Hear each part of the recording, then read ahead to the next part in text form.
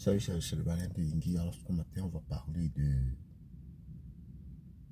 cette catastrophe qui a eu lieu au Cameroun avec, nous dit-on, plus de 20 morts, éboulement ou glissement de terrain à Damas, au quartier Damas, ce qui nous amène à croire que vraiment les dieux de cette terre ne sont pas avec nous au Cameroun. Pourquoi toujours nous? Pourquoi le Cameroun? Pourquoi? Donc là, en Italie, il y a eu un incident similaire avec 7 morts. Et du coup, le gouvernement a déclaré l'état d'urgence. Le gouvernement a déclaré, n'est-ce pas, une aide pour les victimes. Tout le monde s'arrête. En fait, les yeux du monde sont braqués sur cet incident. Par contre, au Cameroun, personne n'en parle. Il n'y a que les réseaux sociaux pour en parler. Personne n'est intéressé. Les médias ne sont pas intéressés. Et pire encore, on risque de voir l'équipe du Cameroun rentrer, n'est-ce pas, dans le stade pour jouer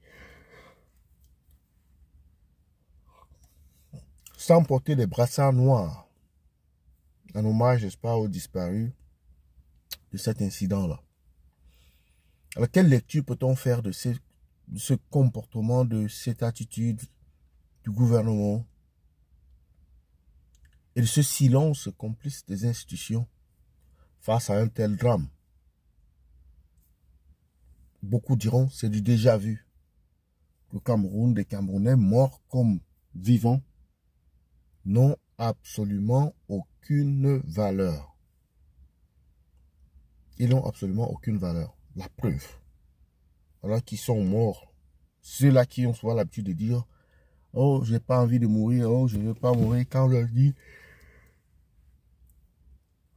de protester, par exemple. Mais, comme vous le constatez, ils meurent dans les rues.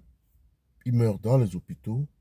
Ils meurent dans, n'est-ce pas, les éboulements de terrain, les accidents de circulation et dans le mutisme total, dans l'indifférence totale.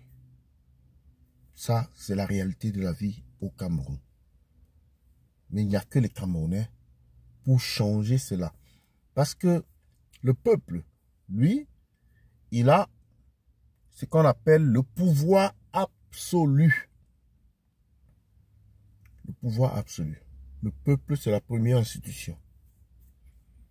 Alors, c'est au peuple de décider si oui ou non, ils doivent continuer, n'est-ce pas,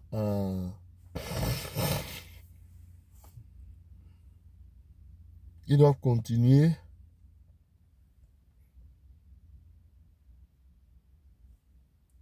dans le sens de vivre ce genre d'événement où ils doivent rompre avec cette malédiction, on peut dire, rompre avec cette décadence, avec cette fatalité. Le pouvoir de décision revient donc au peuple souverain. Attends, moi j'en ai terminé. Et j'en profite là pour donner, n'est-ce pas, passer mes condoléances aux familles des victimes qui sont nombreuses parce qu'il y a des morts, mais il y a également des disparus. des morts et des disparus.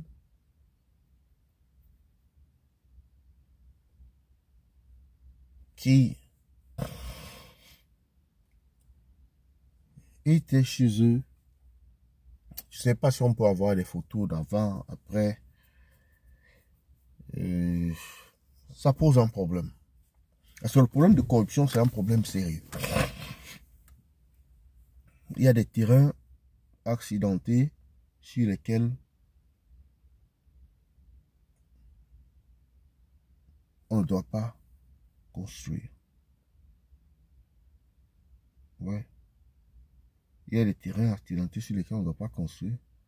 Mais les Camerounais se retrouvent à construire là-bas, faute de moyens. Faute de politique réelle d'urbanisation, de politique de logement. Faute de cela. Donc les Camerounais se retrouvent à construire n'importe où parce qu'ils quittent leur village, exode rural, viennent en ville, pas de logement accessible et ils sont obligés de se mettre à la débrouillardise. Mais l'autre fait qu'il faut ajouter à ce phénomène, c'est la corruption. Ça veut dire que il y a des lieux qui sont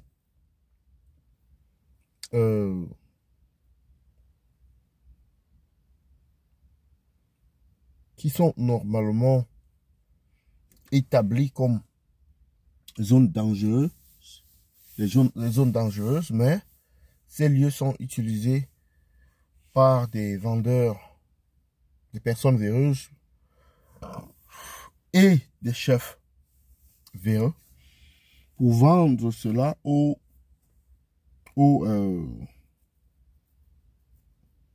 citoyens qui sont à la quête d'un bout de terre. Hein?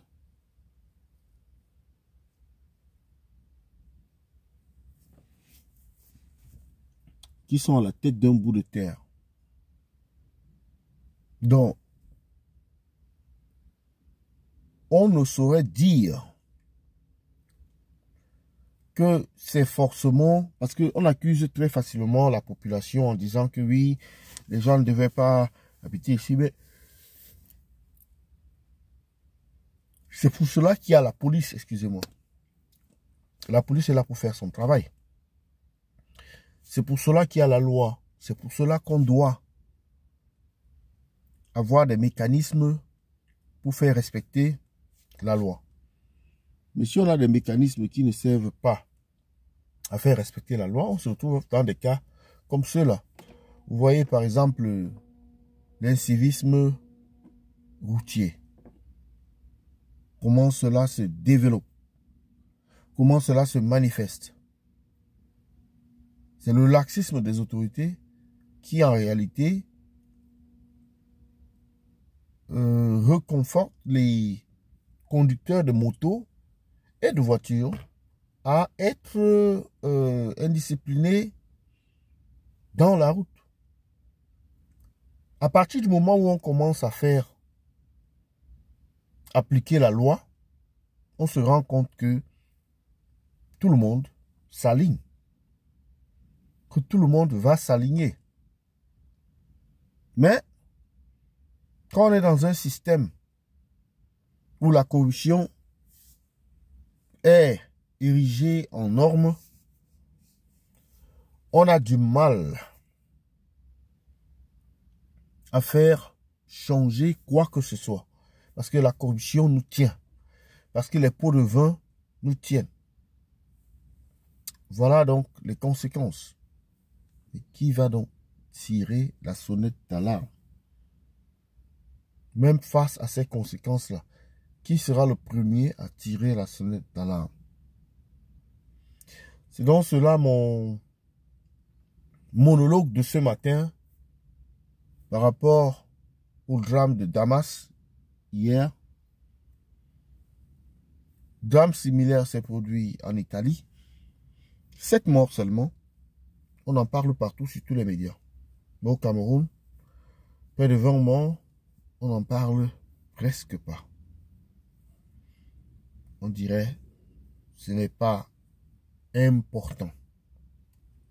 Eh bien, c'était le baleine de Yingui. Je vous laisse, le débat continue en commentaire.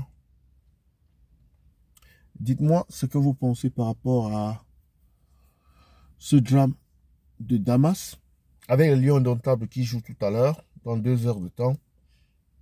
Vont-ils porter un brassard noir? Moi, j'ai dit, je ne crois pas qu'ils vont le faire. Parce qu'ils ne l'ont jamais fait. Mais, supprenez-moi.